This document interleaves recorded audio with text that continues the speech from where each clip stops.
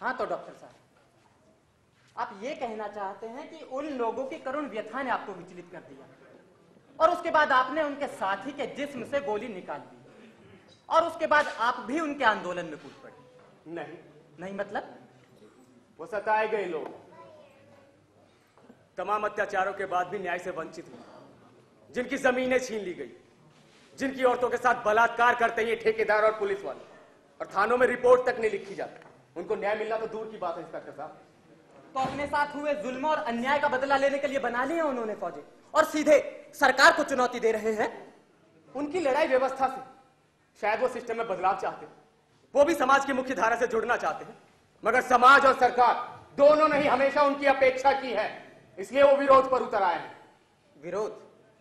व्यवस्था से, सरकार से और विरोध का तरीका सरकारी अफसरों को मार देना, स्कूलों को डायनामाइट से उड़ा देना, थाने फूंक देना, चुनावों का बहिष्कार करना, जगह जगह बारूदी सुरंग बिछाकर मासूम लोगों की जानों से खेलना।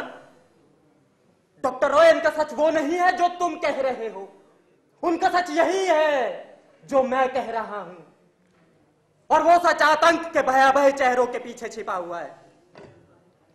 आपको मालूम है, भारत में माओवादी और नक्सली क्रांतिकारी छत्तीसगढ़ और झारखंड के बीहड़ जंगलों में प्रशिक्षण शिविर चला रहे हैं, जहां उन्हें आधुनिक हथियारों को चलाने की ट्रेनिंग दी जा रही है। और उनके पास ये आधुनिक हथियार, गोला बारूद, बम पिस्तौल कहां से आ रहा है? हमारे पड़ोसी मुल्कों से। इन प्रशिक्षण शिविरों से ये नक्सली मौत का दानव बनकर निकल रहे हैं, जो देश को तबाह करने का मादा रखते हैं। क्या आपको अब भी लगता है कि ये वही दबे कुचले बेबस आदिवासी लोग हैं, ऐसे लोग जिनके बच्चे भूख से मर रहे हैं, फिर भी इनके पास लाखों रुपयों के हथियार हैं? जिन लोगों की बात मैं कर रहा हूं, या जिन लोगों को उस रात मैंने जंगल में देखा था, क्या आप यकीन करेंगे कि उनके पास क्या हथियार थे? तीर कमान, भाले, चाकू, कुल्हाड़ी, और ज्यादा हुआ तो एक जंग लगी 2 नली बंदूक। वो बंदूक इंस्पेक्टर साहब जिससे जंगल का जंगली जानवर तक ना मारा जा सके। जंग लड़ना तो दूर की बात है, ऐसे हथियार थे उनके पास। आपको तो कुछ ज्यादा ही हमदर्दी हो चली है इन देशद्रोहियों से। वो आक्रोशित हैं, देशद्रोही नहीं। आक्रोश? तो फिर आपकी नजर में देशद्रोह क्या है? मेरी नजर में देशद्रोह, मेरी नजर में हर वो नेता देशद्रोही जो थोड़े समय के लिए कुर्सी पर बैठता है और चंद महीनों में ही 4000 करोड़ रुपए का घोटाला कर देता है और अरबों की संपत्ति बना लेता है। मेरी नजर में वो सरकारी नौकर देशद्रोही जो अपने पद का गलत इस्तेमाल करके रिश्वत के जरिए करोड़ों की संपत्ति बना लेता है। मेरी नजर में वो नेता देशद्रोही है जो प्रांतवाद की बात कहकर दूसरे प्रांत के लोगों को पिटवाता है और हिंदी बोलने की सजा थप्पड़ मारकर सड़क पर ही नहीं देता, बल्कि विधानसभा में भी दिलवा देता है। और प्रतिक्रिया जानने पर अपने पालतू कुत्ते को गोद में लेकर उसके बाल सहलाते हुए बड़े ही गर्व से कहता है कि आगे भी हिंदी बोलने वालों के साथ ऐसा ही करूंगा। देश को जाति, धर्म, मजहब के नाम पर बांटकर वोट बटोरने वाला हर नेता मुझे देशद्रोही लगता है। और नक्सलवादी, उन्हें क्यों छोड़ दिया? वो तुम्हें देशद्रोही क्यों नजर नहीं आते? चीन निर्मित हथियारों के बल पर वो आतंक फैला रहे हैं, वो आतंकवादी तुम्हारी नजर में क्यों देशद्रोही नहीं है? कहा ना, जिन लोगों को मैंने उस रात जंगल में देखा था वो आक्रोशित है, उनका आक्रोश व्यवस्था के खिलाफ है। और ये आधुनिक हथियार, प्रशिक्षण शिविर, ये गोला बारूद, धमाके, ये सब कौन कर रहा है? क्या ये लोग नहीं? नहीं, ये लोग नहीं है। फिर कौन लोग है? मुझे नहीं पता। आप नहीं जानते? नहीं। फिर कौन लोग जानते हैं? ये तो आपको पता होना चाहिए या फिर आपके प्रशासन को। हमें पता है, तभी तो आप यहाँ हैं। मैं यहाँ हूं आपके मुखबिर की वजह से। लेकिन क्या आपको ये मालूम है कि आपका खुफिया तंत्र कितना सही और कितना गलत? मतलब ये कि आप कहते हैं कि हमारे देश को तबाह करने के लिए हमारे ही देश में नक्सलियों द्वारा, आतंकवादियों द्वारा ट्रेनिंग कैंप चलाए जा रहे हैं। बिल्कुल, इसके सबूत है हमारे पास, यहां तक कि वीडियो रिकॉर्डिंग तक है, जिसमें फौजी वर्दी पहने आतंकवादी ट्रेनिंग लेते हुए साफ नजर आ रहे हैं। देखिए, आप अपने मुंह से कबूल कर रहे हैं कि आपके पास इन लोगों के खिलाफ पक्के सबूत, मगर आप इनको पकड़ नहीं पा रहे, इनको खत्म नहीं कर पा रहे। पर इन भोले भाले भटके हुए आक्रोशित युवाओं को पकड़ भी लेते हैं और उनका सफाया करने के लिए उन पर फायरिंग भी करते हैं, क्योंकि आपका ढीला ढाला सूचना तंत्र इन्हीं लोगों के बारे में जानकारी देकर आपका काम चला देता है, या कहूं थोड़े पैसे बना लेता है। क्योंकि बिना अपने फायदे के वो भी आपको सूचना देने से रहे। कहना क्या चाहते हैं आप? सच्चाई वो नहीं है इंस्पेक्टर साहब जो आपको, हमको या देश की आम जनता को दिखाई दे रही है या फिर दिखाई जा रही है। नक्सलवाद की आड़ में शोषित हुआ वर्ग छिपाया जा रहा है। हमारी अफसरशाही, लाल फीताशाही और नेताओं में फैले काहिली के दिमक ने हमारी सामाजिकता, मानवता को खोखला करके रख दिया है। और जब लोग इसके विरोध में उतर आए हैं तो उनको ही देशद्रोही कहा जा रहा है।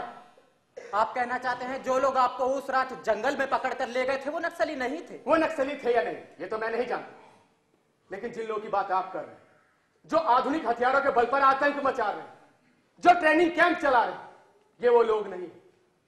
ये तो जुल्म से त्रस्त, क्रोधित, आक्रोशित युवा है जिनको आगे करके कोई अपनी लड़ाई सरकार से लड़ रहा है और मर रहे हैं ये निर्दोष लोग। और आपकी नजर में वो लोग कौन हैं जो इन लोगों को आगे कर अपनी लड़ाई सरकार से लड़ रहे हैं? मैं नहीं जानता। फिर कौन जानता होगा? ये तो आपको पता होना चाहिए। हमें ही क्यों? मतलब आपको भी तो पता होना चाहिए। आखिर आप भी तो इस देश का हिस्सा है, रहते तो इसी देश में है ना आप। अखलाक की भी तो कोई जिम्मेदारी बनती है ना।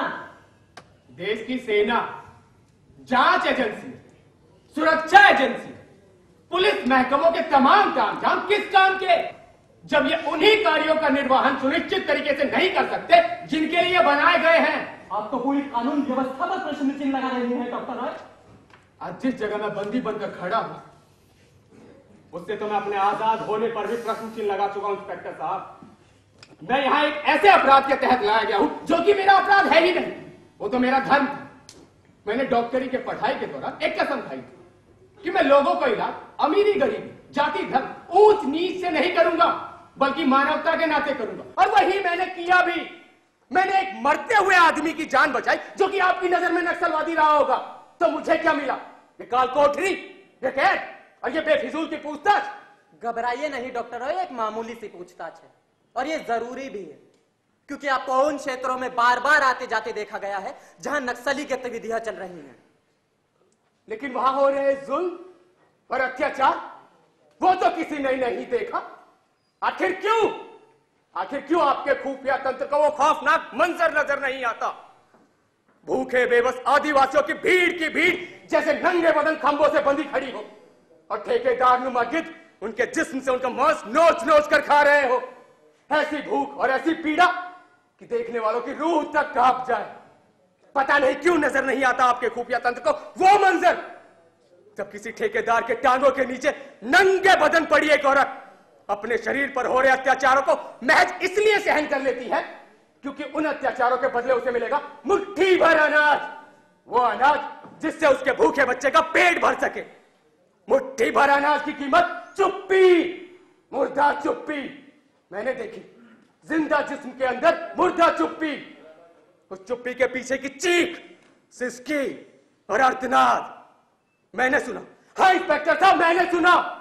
सूने बिहार जंगलों के घने सन्नाटों में पेड़ से लिपटकर अपने दुखों को बयां करती लुटी पिटी मां, या कहे कि एक नारी जिस्म, या कहे कि समाज के भूखे भेड़ियों की खुराक।